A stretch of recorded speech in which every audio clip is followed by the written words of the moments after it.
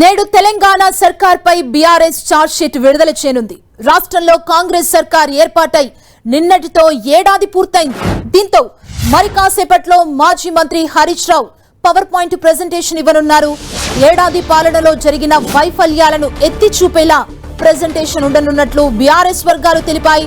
కాంగ్రెస్ పాలనలో రంగాల వారీగా జరుగుతున్న నిర్లక్ష్యాన్ని ఈ ప్రెజెంటేషన్ ద్వారా బీఆర్ఎస్ ఎండగట్టనుంది.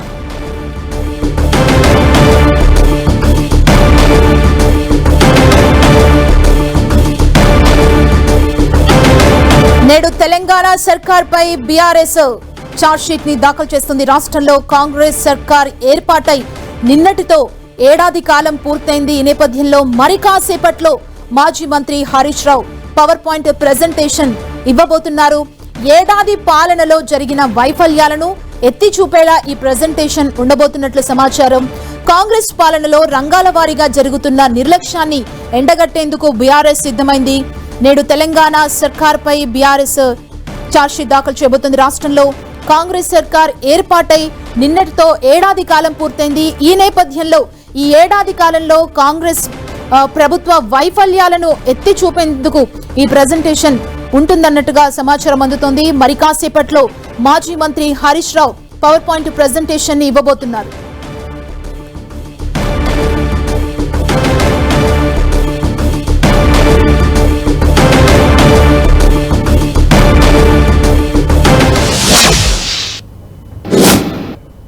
తెలంగాణ రాష్ట్రంలో కాంగ్రెస్ సర్కార్ ఏర్పాటై నిన్నటితో ఏడాది ముగిసింది. ఈ టైంలో ఓవైపు ప్రజా విజయోత్సవాలను కాంగ్రెస్ ప్రభుత్వం చేస్తుంటే మరోవైపు బీఆర్ఎస్ మరి కాసేపట్లో పవర్ పాయింట్ ప్రెజెంటేషన్ తో ముందుకు రాబోతోంది. కాంగ్రెస్ ప్రభుత్వ ఈ 1 year కాలంలో వైఫల్యాలన్నింటినీ ఎత్తి చూపేలా ఈ ప్రెజెంటేషన్ ఉండబోతున్నట్లు సమాచారం. మరింత సమాచారాన్ని తెలుసుకుందాం.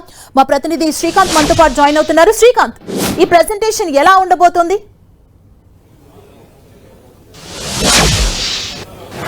కాంగ్రెస్ ప్రభుత్వ గత ఏడాది కాలంలో కాంగ్రెస్ ప్రభుత్వ హయాంలో జరిగిన వైఫల్యాలను ఎత్తి చూపుతూ ఈ పవర్ పాయింట్ ప్రజెంటేషన్ చేసేందుకు బీఆర్ఎస్ రెడీ అవుతుంది. బీఆర్ఎస్ ప్రభుత్వంపై ఛార్జ్ షీట్ పేరుతో ఈ కార్యక్రమం నిర్వహిస్తుంది. మాజీ మంత్రి కీలక నేత Harish Rao power point presentation చేయనున్నారు. 10 గంటలకు హరీష్ రావు ఇదే హాల్లో పవర్ పాయింట్ ప్రజెంటేషన్ ఇవ్వనున్నారు. ప్రధానంగా ఏడాది కాలంలో జరిగిన కాంగ్రెస్ ప్రభుత్వ వైఫల్యాలను ఎత్తి చూపేందుకే ఈ ప్రజెంటేషన్ ను ఛార్జ్ షీట్ వేయనున్నారు. ప్రజెంటేషన్ ద్వారా ఛార్జ్ షీట్ వేయనున్నారని చెప్పుకోవచ్చు.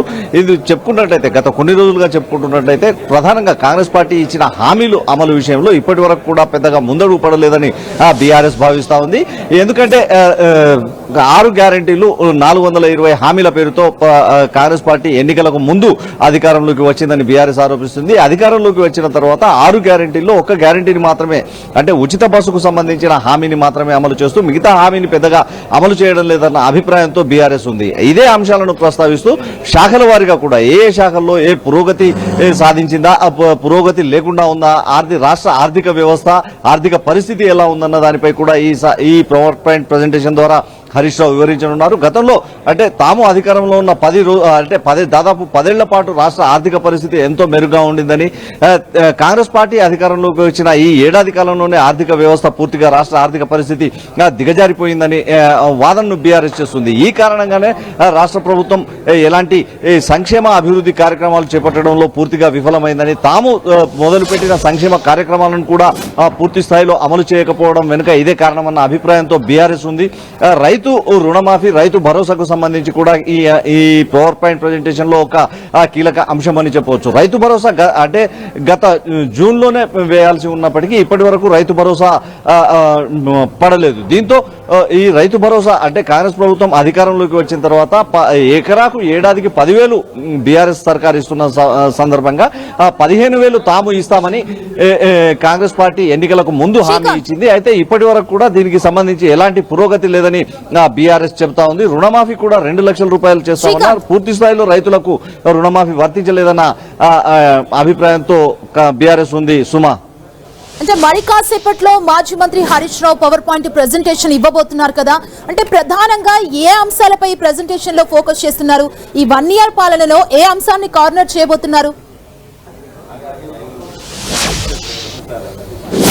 అంటే రైతులకు సంబంధించి ప్రధానంగా ఫోకస్ చేసే అవకాశం కనిపిస్తుంది. రైతు రుణమాఫీ కానీ రైతు భరోసా కానీ ప్రభుత్వం అమలు చేయడంలో పూర్తిగా విఫలమైందన్న ఆ వాదనను బీఆర్ఎస్ గత కొన్ని రోజులుగా తెస్తా ఉంది. రైతు భరోసాకు సంబంధించి కాంగ్రెస్ ప్రభుత్వం హామీ ఇచ్చినట్టు ఎకరాకు 15,000 రూపాయలు 3 పంటలకు ఇస్తామని కాంగ్రెస్ పార్టీ ఎన్నికల సందర్భంగా హామీ ఇచ్చింది. అయితే బీఆర్ఎస్ సర్కార్ ఇచ్చిన 2 పంటలకు కూడా కాంగ్రెస్ పార్టీ సరిగా ఇవ్వలేకపోతుందన్న వాదనను బీఆర్ఎస్ తెరపైకి తెస్తుంది. అదేవిధంగా రుణమాఫీ చేస్తామని ప్రభుత్వం హామీ ఇచ్చినప్పటికీ రుణమాఫీ కూడా పూర్తి స్థాయిలో జరగడం లేదు. 40% మంది రైతులకు మాత్రమే జరిగింది. ఎలాంటి ప్రాతిపదికల మీద రుణమాఫీ చేశారు, రైతులకు న్యాయం జరగకుండా రుణమాఫీ ఎలా చేస్తారు, రైతులందరికీ న్యాయం చేయాలన్నది బీఆర్ఎస్ డిమాండ్ గా కనిపిస్తుంది. ఇక గ్రేటర్ హైదరాబాద్ విషయానికి వస్తే మూసీ హైడ్రా వంటి అంశాలు గ్రేటర్ హైదరాబాద్ లో గందరగోళాన్ని సృష్టించాయి. మూసీ విషయంలో మూసీ నిర్వాసితులకు సంబంధించి క్షేత్రస్థాయిలో బీఆర్ఎస్ మూసీ నిర్వాసితులకు అండగా ఉండాలని నిర్ణయం తీసుకుంది. ప్రభుత్వం ముందు చూపు లేకుండా మూసీ నిర్వాసితులను తరలించే ప్రయత్నం చేసిందన్న ఆరోపణను బీఆర్ఎస్ చేస్తోంది. అదేవిధంగా హైడ్రాతో కూడా అన్ని అనుమతులతో నిర్మించిన నిర్మాణాలను కూడా హైడ్రా కూల్చివేయడాన్ని బీఆర్ఎస్ తప్పుపడుతుంది. ఇలాంటి వారందరికీ ఇప్పటికే న్యాయ సహాయాన్ని అందజేస్తుంది. తాజాగా చూసుకుంటున్నట్లయితే కొడంగల్ నియోజకవర్గంలోని లగచెర్లలో భూసేకరణ అంశం కూడా రాజకీయంగా దుమారం రేపుతుంది. ఈ అంశాన్ని కూడా ఈ పవర్ పాయింట్ ప్రెజెంటేషన్ లో ప్రజెంట్ చేసే అవకాశం ఉంది. సుమా, శ్రీకాంత్, అంటే మరి కాసేపట్లో మాజీ మంత్రి Harish Rao power point presentation ఇవ్వబోతున్నారంటే ఇంకా ఎవరెవరి పవర్ పాయింట్ ప్రెజెంటేషన్ లో పాల్గొనే అవకాశం ఉంది? కేటీఆర్ జాయిన్ అవుతారా? ఇతర బీఆర్ఎస్ నాయకులు ఎవరైనా జాయిన్ అయ్యే అవకాశం ఉందా ఈ ప్రెజెంటేషన్ లో?